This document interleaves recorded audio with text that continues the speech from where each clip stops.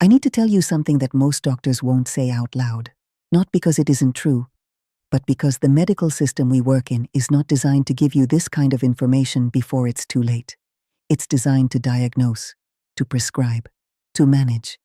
And by the time you're sitting in that chair across from a doctor with a diabetes diagnosis in your hands, the damage has already been happening for years, silently, every single night. While you slept, here is what nobody told you. Your body has a repair window. A precise biological window that opens every night between 2 and 5 in the morning when your liver, your pancreas, and your cells are actively trying to reset your blood sugar, restore insulin sensitivity, and undo the metabolic damage of the day. This is not a theory. This is documented physiology. And during this window, your body is either repairing itself or falling further behind.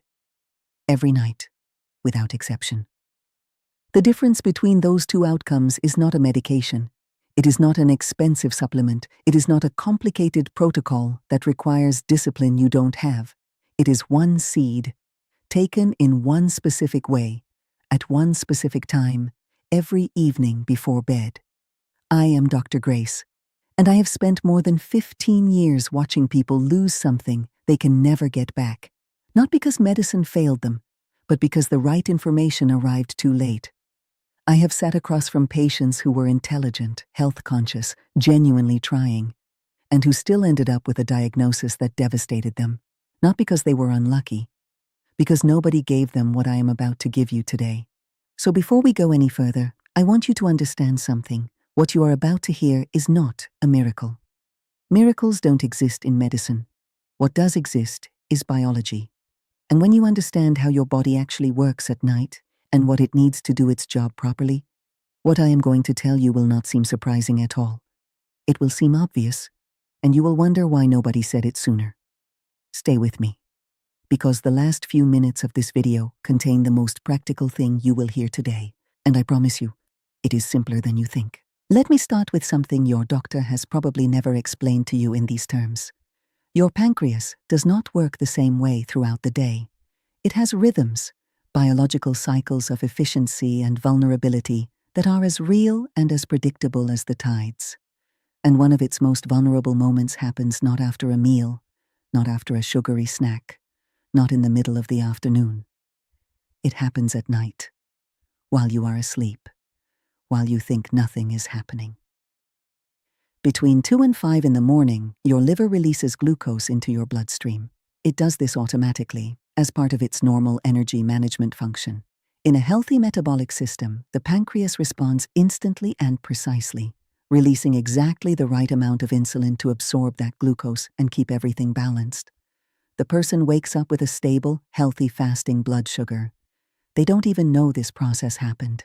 But in someone with insulin resistance, even mild, even undiagnosed, that response is delayed, imprecise, insufficient. The glucose accumulates, the cells don't absorb it properly, and the person wakes up with a fasting blood sugar that is higher than it was when they went to bed. Without having eaten anything, without doing anything wrong. This is what doctors call the dawn phenomenon. And it is one of the most under-discussed, under-recognized warning signs in preventive medicine. What troubles me most in 15 years of practice is not the patient sitting in front of me with a diagnosis. It is the patient who isn't there yet, the one whose pancreas has been working overtime for 3, 5, 7 years, compensating for a resistance that no routine blood test has flagged, that no doctor has caught, that no one has mentioned. That person feels reasonably well. They're not dramatically overweight. They don't have obvious symptoms.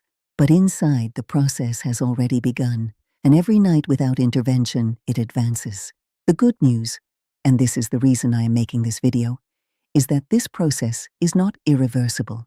Cells can recover their sensitivity to insulin. The pancreas can recover its precision. And there are specific, natural, bioavailable nutrients with a documented capacity to support exactly this recovery. Nutrients that cost almost nothing, that are available in every supermarket, and that most people have never thought to use in this way.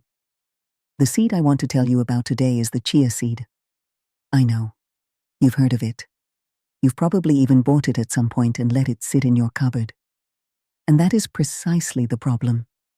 Because what most people don't know about chia is not what it is. It's how to use it, when to use it, and why the timing changes everything. Because the chia seed taken in the morning is a nutritious food, the chia seed taken in the correct way at the correct time in the evening is something categorically different. It becomes a tool that works while you sleep, inside the precise biological window I just described, to do something that no medication does as naturally, as completely, or with as many simultaneous benefits. Let me walk you through exactly what happens. The first mechanism is the soluble fiber gel. When chia comes into contact with liquid, it forms a thick, viscous gel. This is not incidental. This gel is the core of everything. Once it reaches the intestine, it acts as a physical barrier that dramatically slows the absorption of glucose into the bloodstream. No spike, no sudden surge that forces the pancreas into emergency insulin production. Instead, glucose enters the blood slowly, gradually, predictably, and the pancreas can respond with calm precision rather than desperate overproduction. And crucially, this gel does not dissolve in an hour. Depending on the amount taken and individual digestion, its effect can extend over 8, 10, sometimes 12 hours. A seed taken at 9 in the evening is still working at 3 in the morning, still moderating, still buffering, right through that critical overnight window. The second mechanism is the omega-3 fatty acids. Chia is one of the most concentrated plant sources of alpha-linolenic acid in existence, and these fatty acids have a specific, documented role in the context of diabetes and insulin resistance. They reduce chronic low-grade inflammation. This matters enormously because chronic inflammation is not a background nuisance. It is one of the primary mechanisms that maintains and worsens insulin resistance at the cellular level. When cells are surrounded by an inflammatory environment, their ability to respond to insulin is directly compromised. The omega-3s in chia have a measurable anti-inflammatory effect that, with consistency over time, genuinely improves the cellular environment and allows insulin to do its job with less resistance. The third mechanism is magnesium, and this is the one that surprises most people. Magnesium is required for over 300 enzymatic reactions in the human body, and one of the most critical is insulin signaling. The research here is consistent and striking. People with type 2 diabetes have significantly lower magnesium levels than people without it, and magnesium supplementation improves insulin sensitivity in a statistically significant way. 1 tablespoon of chia provides approximately 15% of your daily magnesium requirement. Taken in the evening when the body is entering its deepest cellular restoration processes, that magnesium is available precisely when the metabolic repair work is most active. The fourth mechanism is the slow-digesting protein. Unlike simple carbohydrates, which raise blood sugar within minutes, protein digests slowly and produces no glycemic spike. Chia has a surprisingly complete amino acid profile for a plant seed. This protein, released gradually through the night, helps maintain blood sugar stability and reduces the autonomous glucose release from the liver during those vulnerable early morning hours. And the fifth mechanism is the most elegant of all: the effect on GLP-1. This is the same hormone that the most advanced, most expensive diabetes medications currently on the market are designed to mimic. The drugs that cost hundreds of pounds a month. The ones making headlines in medicine right now. The soluble fiber in chia stimulates the natural production of GLP-1 in the gut. That hormone tells the pancreas precisely how much insulin to produce, improves cellular sensitivity, and reduces appetite. Chia triggers this process naturally, for pennies a day.